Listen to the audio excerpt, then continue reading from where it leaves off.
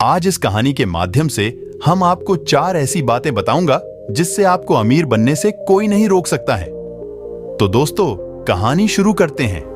एक बार सोहन नाम का एक लड़का बहुत ही परेशान रहता था। वह अपने जीवन में बड़ा आदमी बनना चाहता था, ढेर सारा पैसा कमाना चाहता था, जिसके लिए वह दिन रात काम करता है, लेकिन फिर भी वो उतना पैसा वाला नहीं बन पाया जितना बनना चाहता था। इसकी वजह से वह बड़ा परेशान था। फिर एक दिन पता चला कि उनके गांव में गौतम बुद्ध आए हैं। सोहन ने सोचा, क्यों ना बुद्ध से पूछा जाए कि मैं अमीर और पैसे वाला कैसे बन सकता हूं, क्योंकि सोहन ने किसी से सुना था कि गौतम बुद्ध के पास जीवन की हर एक समस्या का समाधान है। इसलिए वह दौड़ते दौड़ते बुद्ध के पास जा पहुंचा और उनके पैरों में गिरकर उन्हें अपनी बातें बताने लगा। गौतम बुद्ध से कहने लगा, हे बुद्ध, कृपया मुझे बताएं कि मैं अमीर कैसे बन सकता हूं। मुझे जल्दी से जल्दी अमीर बनकर आराम की जिंदगी जीनी है।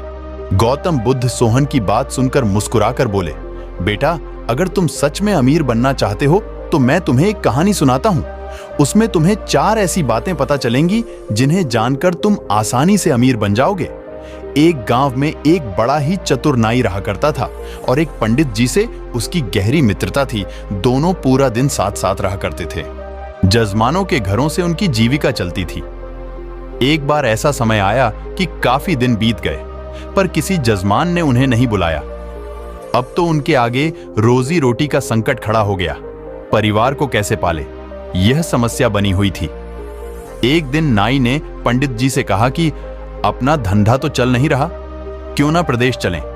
प्रदेश में कोई छोटा मोटा कार्य करके धन कमाएंगे। उसके बाद वह दोनों थोड़े से पैसे जो पहले से जमा करके रखे हुए थे, उनको लेकर वह दोनों प्रदेश की ओर जाने लगे।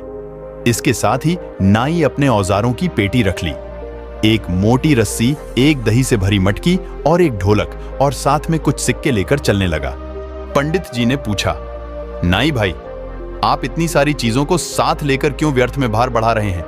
दही तो चलो खाने के काम आ जाएगा, परंतु इस रस्सी और ढोलक का क्या करोगे? यह तो व्यर्थ में थकाएगी, इन्हें यहीं छोड़ दो। नाई कहने लगा, महाराज, चीज कोई भी व्यर्थ नहीं होती, बस उसको सही समय पर इस्तेमाल करना आना चाहिए। कई बार हम लोग कुछ चीजों को व्यर्थ समझकर फेंक देते हैं या उनका सही समय पर इस्तेमाल नहीं कर पाते, इसीलिए वह हमें व्यर्थ लगती है। पंडित जी ने सोचा, चलो ठीक ही है, जब भी मनोरंजन करने की इच्छा होगी तब ढोलक बजाकर गालियां करेंगे। इस प्रकार नाई और पंडित शहर जाने लगे। चलते चलते रास्ते में उन्हें एक सुअर का बच्चा दिखाई दिया। नाई ने उस सुअर के बच्चे को भी पकड़कर अपने थैले में रख लिया।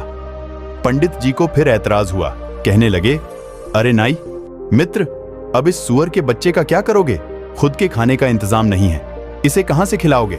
नाई बोला, कोई बात नहीं, मैं संभाल लूंगा, आप तो बस साथ चलिए। यदि कोई ग्राहक मिल गया तो उसे बेचकर पैसा बना लेंगे। इस प्रकार पंडित जी को समझाकर वह दोनों शहर के नजदीक पहुंच गए। शहर में पहुंचने पर उन्हें पता चला कि यहाँ का जो राजा है, उसके पुराने महल में रात को एक राक्षस आता है जो महल में रहने वाले लोगों को खा जाता है। अब तक हजारों लोगों को खा चुका है। राजा ने पूरे शहर में यह ढिंढोरा पिटवा रखा था कि जो कोई उस महल में ठहरकर राक्षस को मार डालेगा या भगा देगा तो राजा उस बहादुर व्यक्ति के साथ अपनी बेटी का विवाह कर देगा और आधा राजपाट भी दे देगा। राजा की घोषणा सुनकर नाई ने पंडित जी से सलाह ली और बोला, महाराज, जीवन में मरने के अवसर 1-2 बार आते हैं। यदि किसी व्यक्ति ने उसे गवा दिया तो वह कभी बड़ा आदमी नहीं बन सकता। आज वही अवसर हमें आवाज देकर बुला रहा है। यदि हम राक्षस को मारने में या भगाने में सफल हो गए तो जीवन भर बैठकर राज करेंगे। नाई की बात सुनकर पंडित जी बोले, अरे मूर्ख, यह अवसर हमें बुला नहीं रहा है, बल्कि हमारी मौत हमें बुला रही है। यदि हम राज्य और राजकुमारी के लालच में आ गए तो राक्षस जरूर हमें खा जाएगा। अक्सर लालच के कारण ही व्यक्ति विपत्ति में पड़ता है। जीव के लालच में मछलियां कांटे में फंसती हैं। दाने के लोभ में पड़कर पक्षी जाल में फंसता है। मौत और विपत्ति हमेशा लालच देकर ही जीवों को फंसाती है। जो बुद्धिमान व्यक्ति होते हैं वह इस तरह के लालच में कभी नहीं पड़ते। कहीं मेहनत मजदूरी करके खा लेंगे, कम से कम जीवन तो सुरक्षित रहेगा। नाई कहने लगा, अरे महाराज, एक बात सुनो, नदी पार वही करते हैं जो में तैरते हैं। डर कर किनारे पर रहने वाला व्यक्ति कभी नदी को पार नहीं कर सकता। साहसशील व्यक्ति बड़े होने का सपना तो देख सकता है, पर बड़ा नहीं बन सकता। बड़ा बनने के लिए रिस्क तो उठाना ही पड़ेगा। नाई की बात सुनकर पंडित जी घबरा गया और सोचने लगे, आज यह हमें मरवा कर ही छोड़ेगा। पंडित जी एक बार फिर नाई से बोले, मित्र, राजा के महल में जाना और राक्षस से लड़ना, यह हमारी बुद्धिमानी नहीं, मूर्खता है। क्यों? व्यर्थ ही मुसीबत मोल लेना चाहते हो? तुम्हें अपनी जान प्यारी नहीं है क्या? यदि तुम्हें जान प्यारी नहीं है तो कोई बात नहीं, कम से कम मेरे प्राणों की तो चिंता करो। पंडित जी एक बार फिर नाई से बोले, मित्र, राजा के महल में जाना और राक्षस से लड़ना, यह हमारी बुद्धिमानी नहीं, मूर्खता है। क्यों? व्यर्थ ही मुसीबत मोल लेना चाहते हो? तुम्हें अपनी जान प्यारी नहीं है क्या? यदि तुम्हें जान प्यारी नहीं है तो कोई बात नहीं, कम से कम मेरे प्राणों की तो चिंता करो। महल में जाना सरासर आत्महत्या करने के समान है। नाई बोला, मित्र, परेशान मत हो, हम जरूर जीतेंगे। जीतने वाले कोई अलग काम नहीं करते, बस वो हर काम को अलग तरीके से करते हैं। गरीबी लाचारी का जीवन जीने से अच्छा है कि मौत से भी लड़कर हमें उन्नति करनी चाहिए। दरिद्रता का जीवन तो वैसे भी मृत्यु के समान है। हम पूरा जीवन मेहनत करें तो भी इतना नहीं कमा सकते कि राजा बन जाए। थोड़ी सी हिम्मत करके किस्मत आजमाने में क्या जाता है? मरना तो एक ना एक दिन है ही। हिम्मत और बुद्धिबल से काम लेने पर कठिन से कठिन सफलता भी पाई जा सकती है। नाई की बात सुनकर पंडित जी का भय दूर नहीं हुआ, फिर भी नाई का साथ छोड़ना उचित नहीं समझा।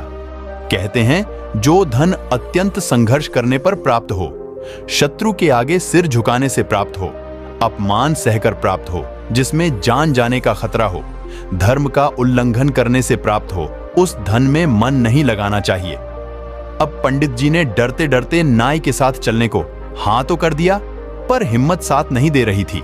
नाई और पंडित राजा के दरबार में पहुंचे और कहा, महाराज, हम आपके महल से राक्षस को भगाएंगे। उस दिन शाम का भोजन उन दोनों ने राजा के यहां किया। तरह तरह के स्वादिष्ट व्यंजन, ऐसे व्यंजन जो जीवन में पहली बार खा रहे थे, बड़ा आनंद आया। उसके बाद वो दोनों राजा के पुराने महल में चले गए। वहां पहुंचकर सबसे पहले उन्होंने महल के खिड़की दरवाजे बंद कर ली और आपस में बातचीत करने लगे। नाई पंडित जी से कहने लगा, आज हम जान हथेली पर रखकर इस महल में आए हैं, ऐसे में हम लापरवाही बिल्कुल नहीं बरत सकते। विद्वान लोग कहते हैं, मनुष्य को भय से उस समय तक डरना चाहिए जब तक कि वो भय से दूर हो। जब उसका सामना करना पड़ जाए तो फिर बिना डरे बेधड़क होकर उससे भिड़ जाना चाहिए, इसी में उसकी भलाई है। एक काम करो, आधी रात तक जागकर मैं पहरा देता हूं, तब तक तुम आराम से सो जाओ। आधी रात के बाद तुम जागना और मैं सोऊंगा। पंडित जी ने कहा, ठीक है।